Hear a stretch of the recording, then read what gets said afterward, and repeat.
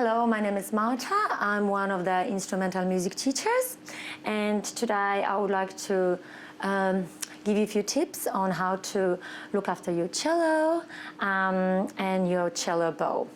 So the best is to place always your cello flat, and when we are going to open your cello case, we simply have to see where is the zipper.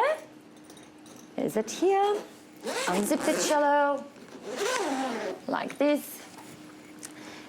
Handle with care. We've got to find the cello neck, so we are simply gonna lift the cello carefully like that out of the cello case. The best way to do it is simply by grabbing the neck of the cello like this and to lift up your instrument. Now, cello has an end pin which is down there. It has a little screw there which you've got to open up, and there is a metal piece, cello end pin, which you have to pull, or when you're finished with practicing or playing, you've got to simply push inside and always remember to close it to not lose your end pin. Now, a very important thing is the cello bridge. This is very fragile, so always when you're carrying the cello, you've got to look after to not hit the cello. So I want to show you how to also transport your cello once it's out of the cello case. The best thing to do is by, as I said, grabbing the cello neck, and sometimes also you can help yourself with lifting the sides of the cello with your other hand. Please do not touch cello pegs. They serve for tuning, which I will be responsible for it, and also these are the fine tuners which also serves for tuning. So it's best to not touch it. I will always tune your cello during the lessons, and once you get to know how to do it, then you will be able to fiddle around later with it. Cleaning of the cello. This black part is called the fingerboard.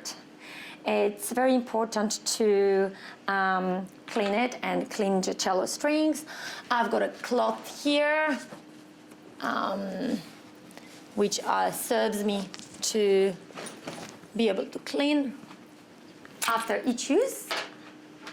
I take one of them, so I simply rub, and by pressing the fingerboard and the string up and down like this, each string and the fingerboard, also cello neck like this. Please pay attention that only we can clean it till the end of the fingerboard. The part from the fingerboard to the bridge, we never touch with our fingers. Because of the rosin buildup, it is extremely sticky, and there is a lot of dirt and buildup, and it's extremely, if you touch it and then you transfer your left hand, it can really make it impossible to play. It can really make it very difficult. So with another cloth, it's important to clean it.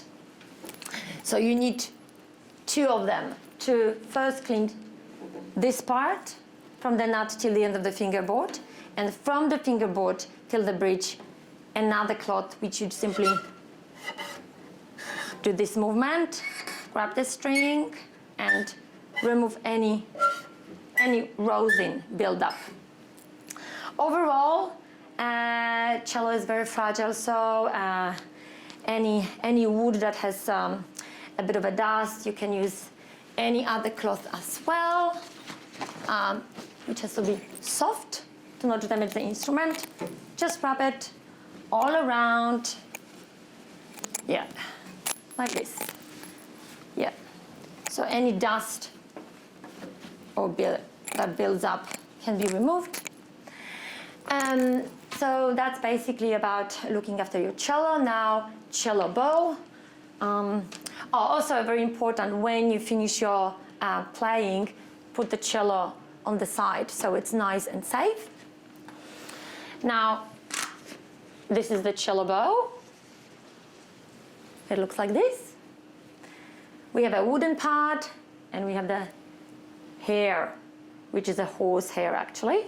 It's very fragile. Please do not touch the hair of the bow because it can really get oily and sliding if it becomes dirty. Now, it's very important that the bow is loose when we are not playing. So at the end of the bow there's a little screw where you need to tighten your bow to give it a tension few times like this to be able to play. Don't overdo it so it will not lose its natural curve. So it shouldn't be straight. And also if it's too much tighten, it will lose its flexibility. So this is very important to always tighten your bow properly. And then when you're finished with your practicing or playing, you need to turn simply the screw so that the hair is almost touching the wood part. So it's on a resting mode. And one more thing about the rosin, applying the rosin on your bow. I've got a rosin here in this little pocket. Rosin, it's simply a resin from the tree that it's manufactured and prepared to be applied on your bow. So please handle with care the rosin. Don't let it drop because it can really break easily. So once we tighten our bow, we take the rosin out of the box and we apply in such way, back and forth, few times. And that's it.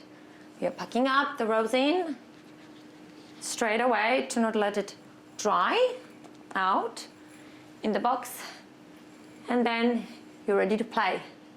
So do not apply too much rosin because it will feel too sticky and with a scratchy sound. It takes a bit of a practice. If you do not apply the rosin, your bow will be simply sliding and you will not have the right grip. So it does take a bit of practice to learn those skills, but I hope everything that I told you today, it's gonna be useful and it's gonna be helpful for you. So thank you so much.